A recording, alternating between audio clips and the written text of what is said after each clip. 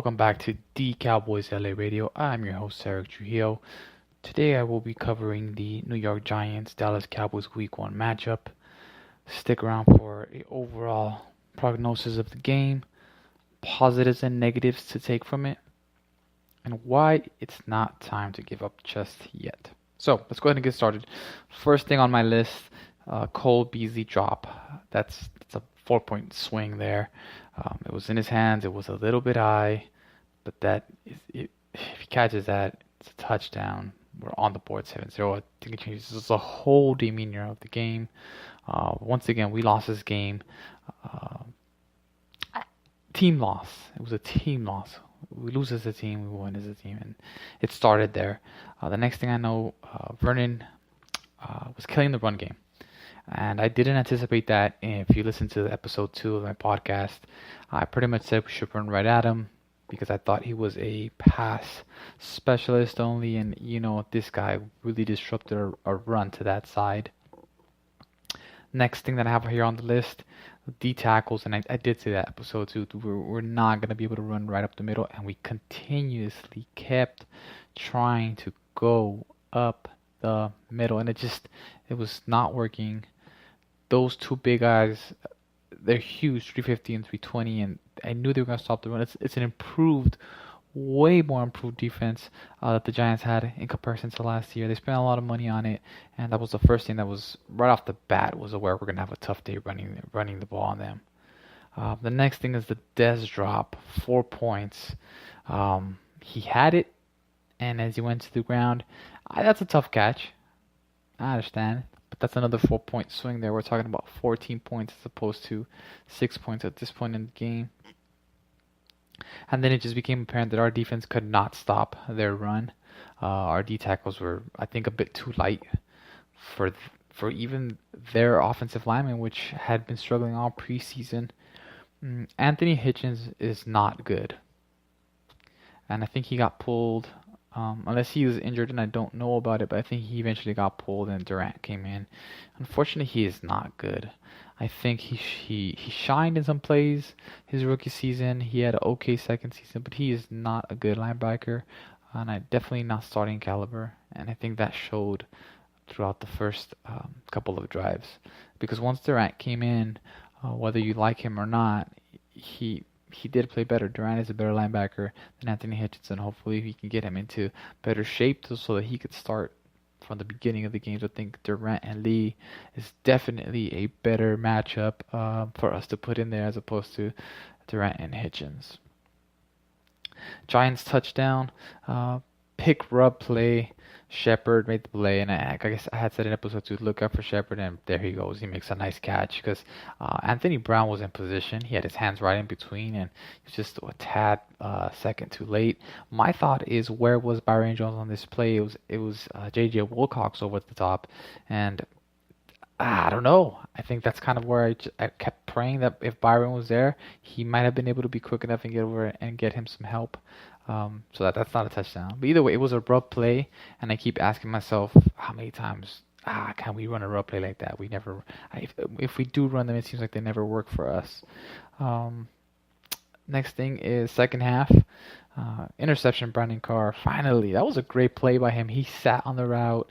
I don't think Eli expected that since he had never done that to him. And Brandon Carr made a great play. Overall, I think he had a solid game. 19 points against them. Really, it was 3 touchdowns by the Giants, and they missed a PAT. And if you think about that, 20 points that the defense is giving up to somebody that's really good. I mean, these guys have a lot of weapons. I think that they have more weapons than any other team in the NFC East, and that's including the Redskins. Cole Beasley mismatch. I had said that episode 2. If you took a listen, we needed to use Cole Beasley. Nobody on their team was going to be able to cover him. He was going to have anywhere from 6 to 7 catches for about 50 to 60 yards and a touchdown. And yes, it came true, except for the touchdown part because he dropped it. I thought that was one of the places we could get them. We went for it, and unfortunately we fell short. Zeke touchdown. That was a nice counter. It was beautifully ran.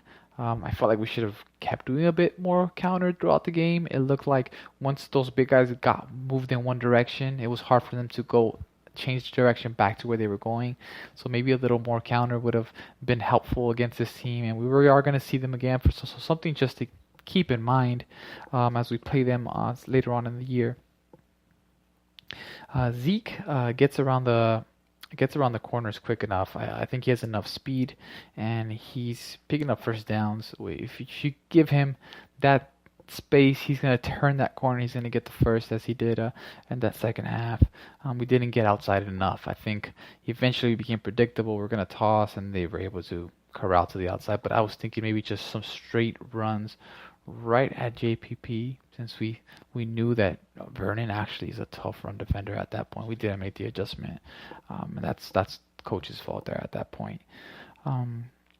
Hitch out, Durant in second half. New York turnover. Eli looked slower. He looked like he was starting to, after that he threw the interception. It looked like he was having one of those Eli moments where he just gets down on himself and shrugs. And to me, I thought it was going to be a turning point, but it actually was just for a split moment. He actually recovered and started playing pretty well in that fourth quarter. Terrell McClain was killing them. That was a positive thing to see. Terrell McClain was doing a great job on the interior. He needs some help, though. I thought Tyron Crawford didn't show up at all, unfortunately. He didn't get any pressure passing. He didn't do anything in the run game. Terrell McClain was the best D tackle, followed by Thornton in the game. But that was a positive thing to see. Alfred Morris has great vision. We need to keep giving him the ball. Get some Zeke, get some Alfred. Get some Zeke, get some Alfred. I just think we kept running it into the middle where we weren't going to be effective because they were just too big, and Collins didn't have a great game. Dan Bailey 4 field goals. He is money. I don't think he would have been able to hit that 62-yarder if Terrence Williams would have gone out of bounds. So everybody that's mad at Terrence Williams, I understand. We love it. I was upset that we didn't get out of bounds, but it's a 62-yard field goal. I don't think Dan has that kind of range. I wouldn't doubt him, but that's a hard field goal to make. But this wasn't lost because he didn't go out of bounds. There's just so many things that happen in this game.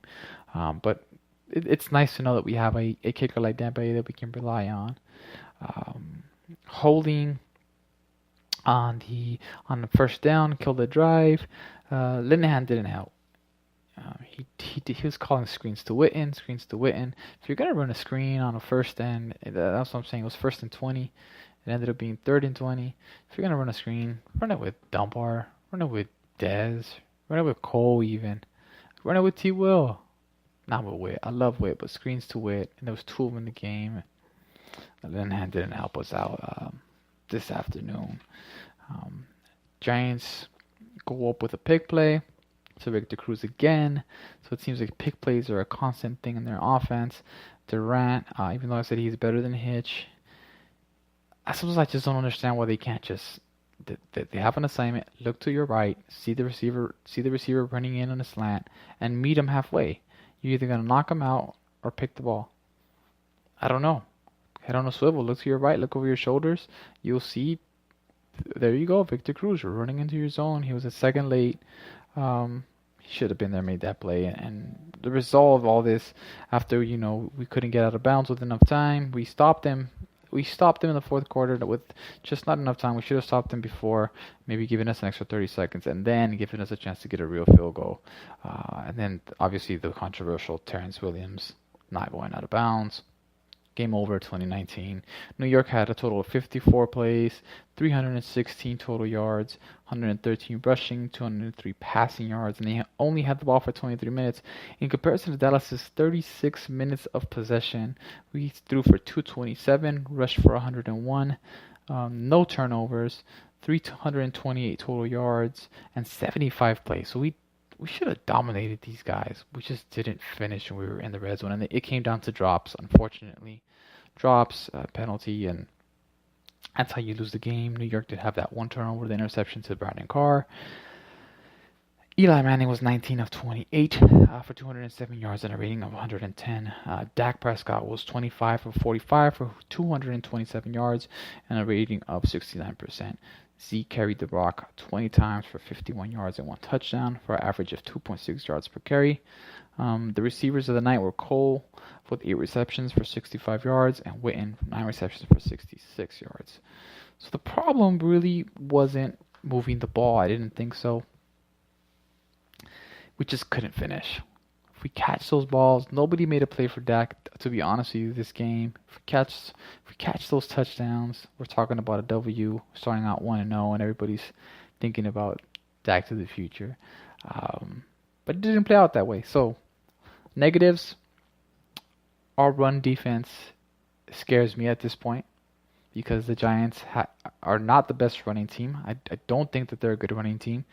We're terrible on run defense, and that's going to be something that's an issue.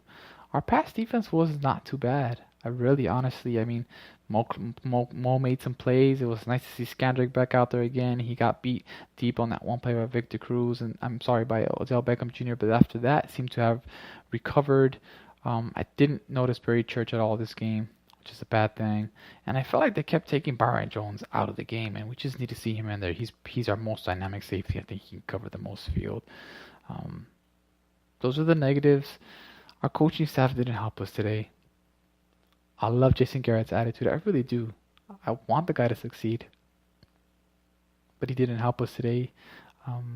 Linehan didn't put in the right things that we needed to do to win this game, to score some points. I felt like it was a team loss. The coaches didn't do enough. The players didn't make enough plays. Dak Prescott did well. But that was the end. Those were the negatives there. I don't think it's the same old Cowboys. So let's get into the positives, because I am a positive man. Zeke is the truth. Now, you're probably thinking, what? 51 yards? Yes, but this is a good run defense, and we kept running him right into the wrong holes. So don't fret yet. Zeke will be back. You can hop on the Zeke train. Stay on it. Dak looked great. I think he looked poised. That's something that you can't fake. You can't fake being poised. He was calm. He kept everything under control, and he did the best he could today. And it gives me hope for the future. It's nice to know that we have someone that we can continue to groom for another year or two until we're almost ready to go, because we're almost still in the tank. And that leads me to the major positive. Defense held them to 20 points. This is a good offense. Believe it or not, they're the best offense in the NFC East. They're the best team in the NFC East. They're a good football team. The Cowboys were an average team that's on the rise, that has the capability to be a great team when we get some of our players back. We're talking about Romo, D-Law, and hopefully something from Randy Gregory. And let's not forget Rondell McClain, which unfortunately might be a lost cause at this point. But these guys can make us a team that's average to a team that is good. Don't quit on the season yet. It's week one loss, which is a very good Giants division rival. I still think this is a 10 win team. I guarantee it. Not because I think we're that good, but these are the 10 games I have us winning. The Bears, the Niners, the Eagles, the Browns, the Ravens, beat the Vikings, beat the Giants once, we'll beat the Bucks, the Lions, and the Eagles. That's 10 wins. I'm giving 2 losses to the Redskins, the 1 loss we already have to the Giants, 1 loss to the Packers, 1 loss to the Bengals, 1 loss to the Steelers, bringing us in at about 10-6. So the only 2 games I expect to win in Tony Romo's absence is going to be the Niners game and the Bears game.